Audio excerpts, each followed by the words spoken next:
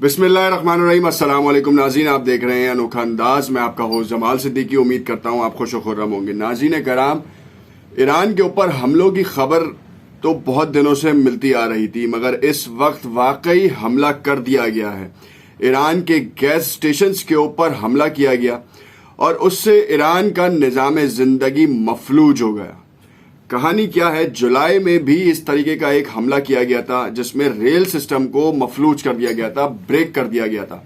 Iran की national security council ने बाकायदा इस बात का जो है एतराफ़ किया है कि हमारे पूरे नेटवर्क को जो है वो साइबर हमले की तरफ से जो है रोका गया था। आखिर कौन इसके पीछे? इब्राहिम रईसी ने भी बयान दिया है। इसके साथ साथ नेशनल सुप्रीम काउंसिल के जो उनका सिक्योरिटी काउंसिल है, बेसिकली उनके एक शख्स का भी बयान आपके साथ शेयर करेंगे और जिसके बारे में बताएंगे कि आखिर ईरान के पीछे कौन पड़ गया है।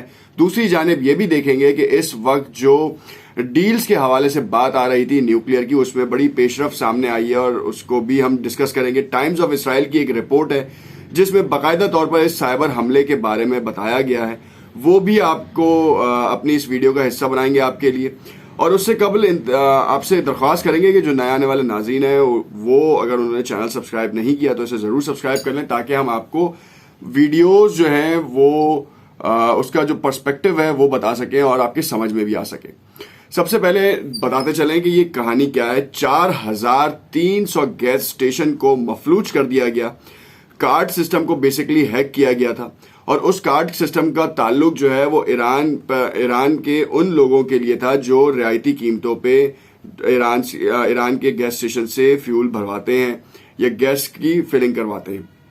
अब सिनेरियो ये है कि ईरानी एहलकार ने बाकायदा इस साइबर हमले का इल्ज़ाम एक बैरूनी मुल्क पर लगाया, मगर इब्राहिम रईसी ने इसके बिल्कुल बरक्स बयान दिया। वो बयान भी अपने इस वीलॉग का हिस्सा बनाएंगे और ये भी बताएंगे कि कहानी क्या है जो माजूर कर दिया गया था गैस स्टेशन को। पूरी ईरान की इकनॉमी डिपेंडेबल है बेसिकली, और इस वक्त जो एक दिन का जो खर्चा आया है वो बहुत ही ज़्यादा है, क्योंकि इस वक्त स्ट्रगलिंग फेज में ईरान की इकनॉमी। और हम आपको बताते चलें कि इस वक्त भी ईरान के ऊपर से सैंक्शंस तो हटी नहीं है, जो कि आप सबके सामने, जिसकी वजह से उसको कितने हर्डल्स फेस करने पड़ रहे हैं। मगर आईटी सिस्टम को एक अनोखा अंदाज था, ये बिल्कुल ही अनोखे अंदाज का हमला किया गया।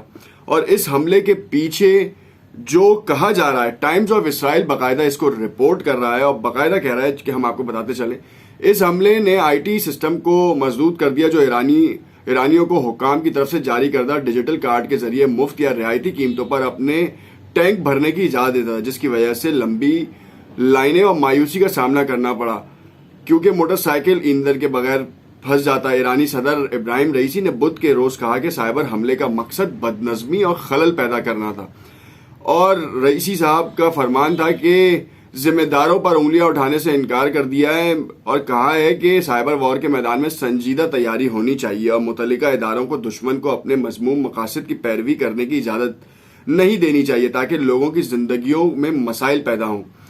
और एक सीनियर एहलकार ने बाकायदा तौर पे कहा कि उन्होंने तो बाकायदा इसके फैक्ट्स एंड फिगर्स भी दिए कि 4300 गैस स्टेशन ऐसे थे जिनके ऊपर ये हमला किया गया और जिनका जो मकसद था वो निज़ाम ज़िंदगी को मफलूज करना था।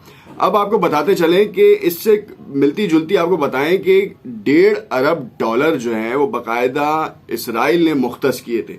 एक तरफ इशारा ये मिलता नजर आ रहा है कि इसराइल ने बाकायदा एम्यूनिशन के थ्रू ईरान पे हमला नहीं करना था, उसकी इकनॉमी को डाउन टू ड्रेन करने के लिए उसके अपने निज़ाम को बिठाना था। तो ये उन लोगों के लिए भी एक सवालिया निशान है जो ये समझते हैं कि ईरान की टेक्नोलॉजी बहुत ज़्यादा आगे है, मगर ऐसा नहीं है।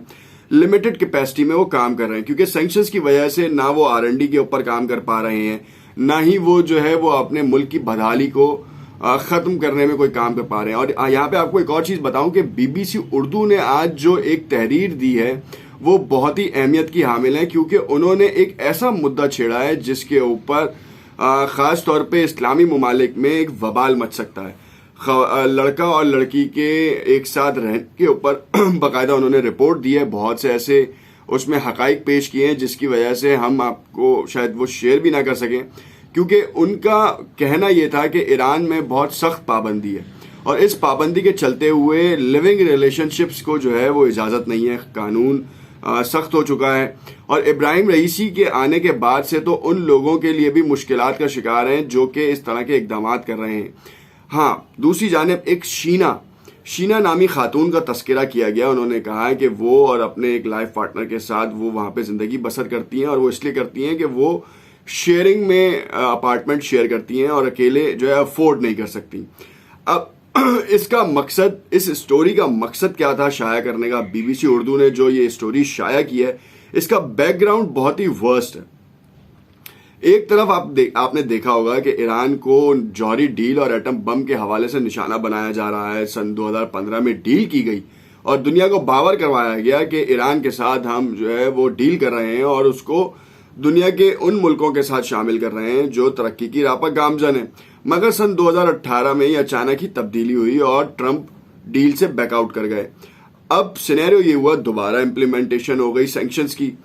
अब ईरान जो अपना पेट्रोल, अपना ऑयल के ऊपर उसकी इकोनॉमी चल रही थी, वो ज़बूहाली का शिकार हो गई। इस वक्त ईरान में जितना सस्ता तेल मिल रहा है वो कहीं पे भी नहीं है, और इसी के चलते हुए वो गवादर जीवनी के थ्रू जो है वो डीजल की बलूचिस्तान, पाकिस्तान के सूबे बलूचिस्तान में भी उसकी पेनिट्रेशन होती रहती है। मगर सबसे ज्यादा फायदा ईरान के पेट्रोल का सैंक्शंस की वजह से इंडिया और चाइना को हुआ।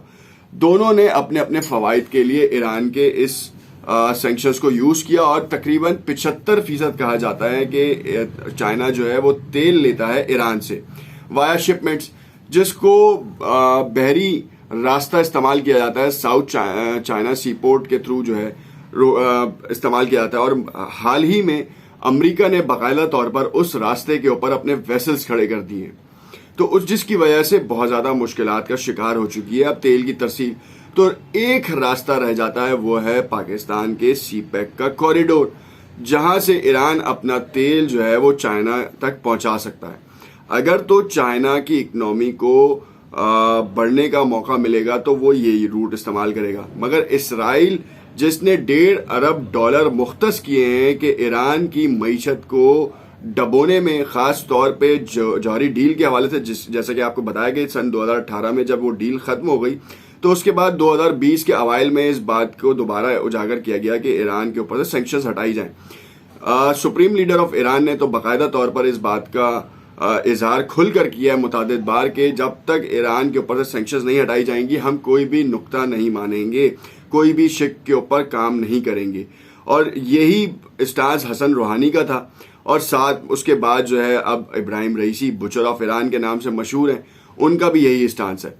अब BBC जो है वो टर्न डाउन कर रहा है, लोगों के दिमाग को जहन साजी कर रहा है, और ये उसी रुख पे ले जा रहा है जब ईरान में किसी जमाने में फहाशी आम थी, फिर उसके बाद इनकलाब आया, और इनकलाब के बाद सब चीजें बदल गई, और जो वहां से भागने वाले थे उन्होंने उस वक्त वही रास्ता इख्तियार किया जो आज अफगानिस्तान के कूप में हुआ, और लोग वहां से बाहर निकल गए जिनको आज़ादी रिक्वायर्ड थी।